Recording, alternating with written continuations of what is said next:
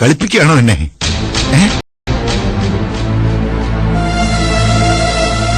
Uncle, ചില കാര്യങ്ങൾ ചിലപ്പോ മറച്ചു വെക്കേണ്ടി വരുന്നത് നന്മ ഉദ്ദേശിച്ച് തന്നെയാണ്. അങ്കിളുടെ കുടുംബത്തിന് ഒന്നും സംഭവിക്കില്ല.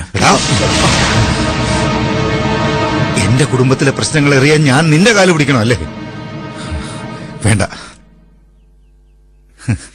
എന്റെ കുടുംബത്തിലെ അസ്വസ്ഥതകൾ പരിഹരിക്കാൻ കഴിയാത്ത ഞാൻ നട്ടെല്ല് നിവർത്തി നടക്കുന്നതിൽ അർത്ഥമില്ല. ഇനി അസ്വസ്ഥത ഉണ്ടാക്കാൻ പോകുന്നു ഞാനാ. അതിന് തടസ്സം നിൽക്കാൻ എന്റെ മുമ്പിൽ വരരുത് ഒരുത്തൻ.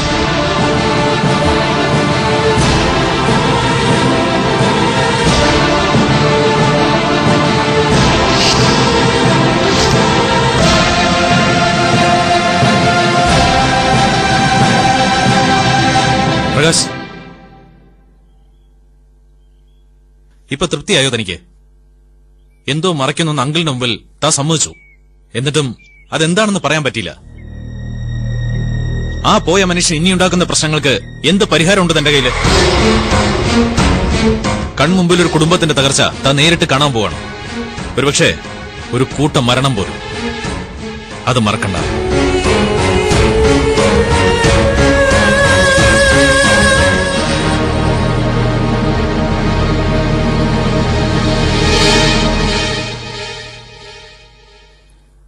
എല്ലാവരും ഒന്ന് കാണണമെന്ന് തോന്നിയിട്ടും വരാതിരുന്നതാ യമനെ.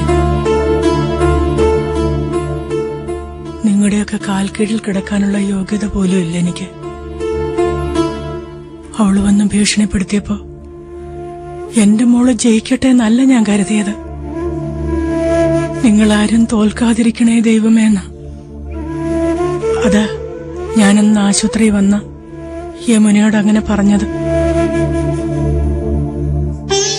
അവിടുന്ന് തിരിച്ചു ചെന്നിട്ട് ഭഗവാനോട് ഇരക്കുകയായിരുന്നു ഞാൻ.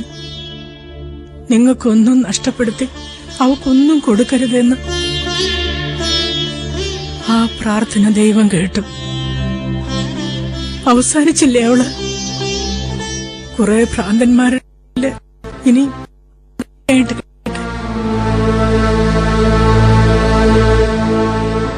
എല്ലാവർക്കും എന്നോട് വിഷമമായിരിക്കുമല്ലേ യമന? ഇല്ല,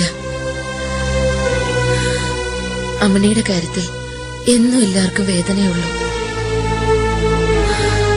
അടുത്ത ജന്മത്തിലെങ്കിലും ഈ കുറവൊക്കെ തീർത്ത് അമ്മണിയെ സ്നേഹിക്കുന്നൊരു മോളെ അമ്മണിക്ക് കിട്ടും.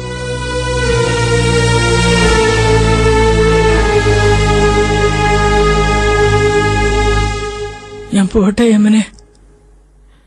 പോകുമെന്ന് പറഞ്ഞ ശരിക്കും പോകും. ഇനി നമ്മൾ തമ്മിൽ കാണൂല അമ്മണി. മതി. ഇനി എവിടെയെങ്കിലും കിടന്ന് ചാകണം. അതെവിടെയാകാം. എന്താ അവിടെ?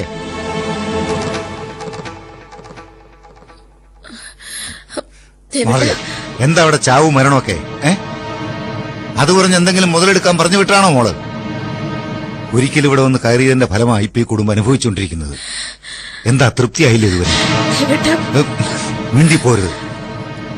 ഇവര് വന്ന് സംസാരിച്ചതിന്റെ പേരിൽ ഇന്ന് തുടങ്ങിക്കോണം മനുഷ്യനെ ശ്വാസം മുട്ടിക്കാൻ. വേണ്ട, നീ അവളുടെ തള്ളയാ. മോൾക്ക് എല്ലാവരുടെയും ചോര കുടിക്കാൻ വേണ്ടി അവസരം ഒരുക്കുന്ന തള്ള. ഇറങ്ങാനല്ലോ എന്നോട് പറഞ്ഞു. ഇറങ്ങടി.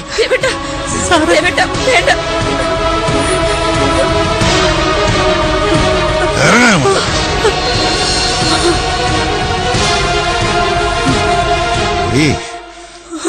മെന്റൽ ഹോസ്പിറ്റലിൽ കിടക്കുന്ന നിന്റെ മകൾക്കല്ല ഭ്രാന്ത്, ഈ കുടുംബത്തിലുള്ളവർക്കാ.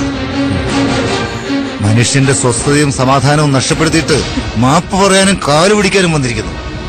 ഇനി വീടിന്റെ ചുറ്റുവട്ടത്ത് കണ്ടുപോകരുത്. ഓ വാടിയത്ത്.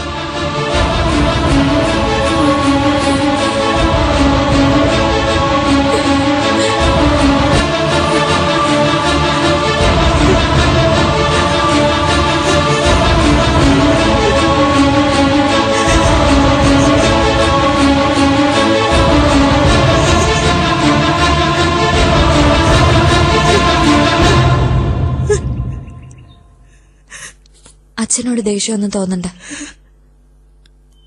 അത്ര വലിയ ക്രൂരത അമ്മയുടെ മോൾ ഞങ്ങളോട് ചെയ്തത് അറിയോ? എന്റെ അമ്മ മരിക്കാനുള്ള ദിവസം എണ്ണി പറഞ്ഞിരിക്കുക ഡോക്ടർമാര്. മോളെ അതറിയുന്ന അമ്മയ്ക്കും അറിയാത്ത അച്ഛനും ഇടയില് വീർപ്പ് മുട്ടി കഴിയ ഞങ്ങൾ കുറച്ചു പേര്. അറിയില്ല, എന്നാ എല്ലാവരും കൂടി കൂട്ടത്തോടെ ചാവാൻ തീരുമാനിക്കുന്നത്.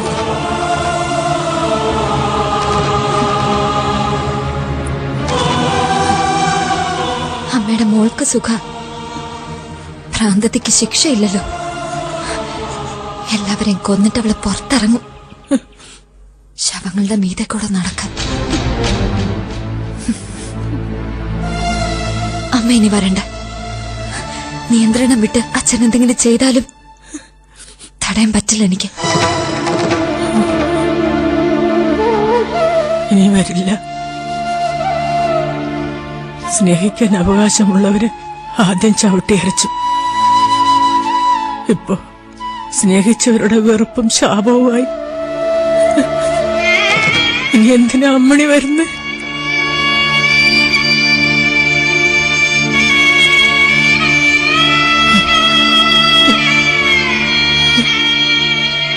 പോവാ.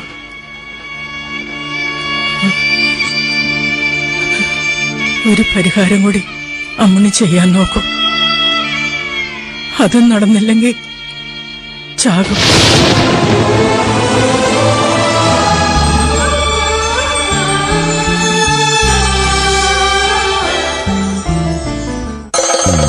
സീതാറാം നരസിംഹം ഹെയർ ഓയിൽ അവതരിപ്പിക്കുന്നു എന്റെ മനസ്സുപുത്രി.